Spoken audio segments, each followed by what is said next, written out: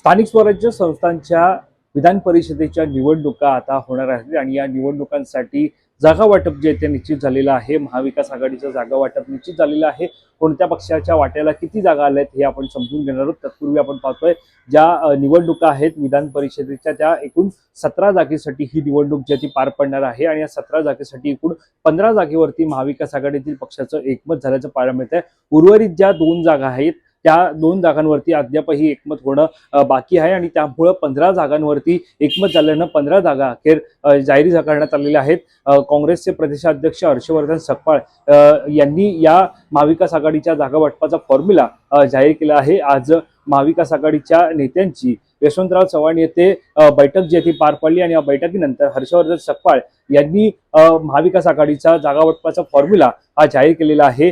सुरुवातीला विधान परिषदेच्या निवडणुकाचा कार्यक्रम कसा असणार आहे ते पाहणार। त्यानुसार विधान परिषदेच्या एकूण 17 जागांसाठी निवडणूक पार पडणार आहे आणि 18 जून रोजी या विधान परिषदेच्या निवडणुकांसाठी मतदान पार पडणार आहे। या निवडणुकांसाठी 22 जून रोजी मतमोजणी सुद्धा होणार आहे। जे मतदान 18 जून रोजी पार पडणार आहे त्याची मतमोजणी ही 22 जून रोजी होणार आहे। यासोबतच आपण पाहतोय निवडणुकीसाठी अर्ज भरण्याची शेवटची तारीख 1 जून असून 2 जून रोजी अर्जाची छाननी केली जाणार आहे। तर अर्ज माघारीची मुदत ही 4 जून असणार आहे। त्यामुळे निवडणुकीची तारीख आता जवळ आल्याचं पाहायला मिळत आहे। त्यामुळे एकंदरीत पाहायला गेलं तर 18 जून रोजी जी काय निवडणूक पार पडणार आहे या निवडणुकीसाठी एकंदरीत आपण पाहतोय की 17 जागा ज्या पाहायला मिळतात विधान परिषदेच्या त्यातील 15 जागांवरती महाविकास आघाडीच्या जागा वाटपाचा फॉर्म्युला हा आता निश्चित झालेला आहे। आता जागा वाटप कसं झालं ते सुद्धा पाहणार आहोत।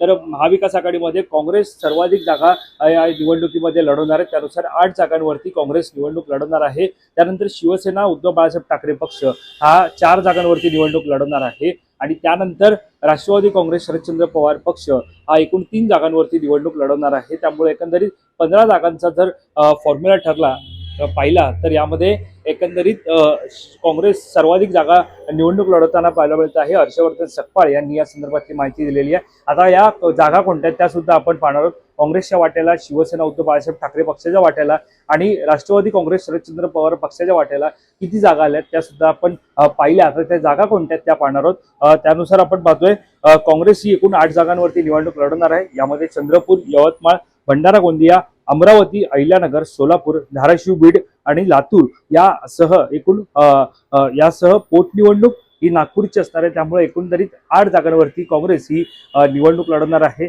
यासोबतच आपण पाहतोय शिवसेना उद्धव बाळासाहेब ठाकरे पक्ष 4 जागांवरती निवडणूक लढवणार आहे। ज्यामध्ये रत्नागिरी, जळगाव, परभणी, हिंगोली आणि संभाजीनगर या जागांचा समावेश आहे। तर राष्ट्रवादी काँग्रेस शरदचंद्र पवार पक्ष एकूण 3 जागांवरती निवडणूक लढवणार आहे। ज्यामध्ये पुणे, ठाणे आणि सातारा, सांगली या जागांचा समावेश आहे। खरं तर या जागा वाटपानंतर हर्षवर्धन सकपाळ यांनी जागा वाटपाचा फॉर्म्युला जाहीर केल्यानंतर सत्तेत असलेल्या महायुतीवरती हल्लाबोल केला।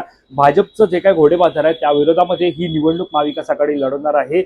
साधारणतः पाहायला गेलं तर घोडेबाजार ही सुरू झालेली आहे। अनेक ठिकाणी पैशांचं वाटप सुद्धा झाले असं सुद्धा आरोप हा महाविकास आघाडीकडून करण्यात आलेला। हर्षवर्धन सकपाळ यांनी ज्या प्रकारे या सगळ्याच्या पार्श्वभूमीवरती माध्यमांशी संवाद साधत असताना माहिती दिली त्यानुसार एकंदरीत पैशांचं वाटप झालेलं आहे। 5 लाखांहून अधिक पैशांचं वाटप करत नगरसेवक असतील, कार्यकर्ते असतील त्यांना मॅनेज करण्याचा प्रयत्न हा महायुतीकडून सुरू आहे अशा प्रकारचा आरोप सुद्धा हर्षवर्धन सकपाळ यांनी केला आहे। दरम्यान आता महायुतीच्या जागा वाटपाचा फॉर्म्युला नेमका कधी निश्चित होणार हे सुद्धा पाहणं महत्त्वाचं ठरणार आहे। एकीकडे महाविकास आघाडीनं जागा वाटपाचा फॉर्म्युला निश्चित केलाय। त्यामुळे विरोधकांनी आता या विधान परिषदेच्या निवडणुकीच्या पार्श्वभूमीवर मोर्चे बांधणीला सुरुवात केलेली आहे। एकंदरीत महाविकास आघाडीच्या 17 जागांपैकी 15 जागांवरचा तिढा सुटलेला आहे। 2 जागा या शिल्लक आहेत। त्या 2 जागा ज्या आहेत त्या नांदेड आणि नाशिक, कारण या दोन्ही जागांवरती महाविकास आघाडीमधील 3 पक्षांनी दावा केलेला आहे। त्यामुळे पुढील 2 दिवसांमध्ये नेमकं या 2 जागा कोणाच्या वाटेला जाणार हे चर्चेअंती ठरणार आहे। त्यामुळे साधारणतः पाहायला गेलं तर 8, 4 आणि 3 सध्याचा फॉर्म्युला आपल्याला पाहायला मिळतोय 15 जागांसाठीचा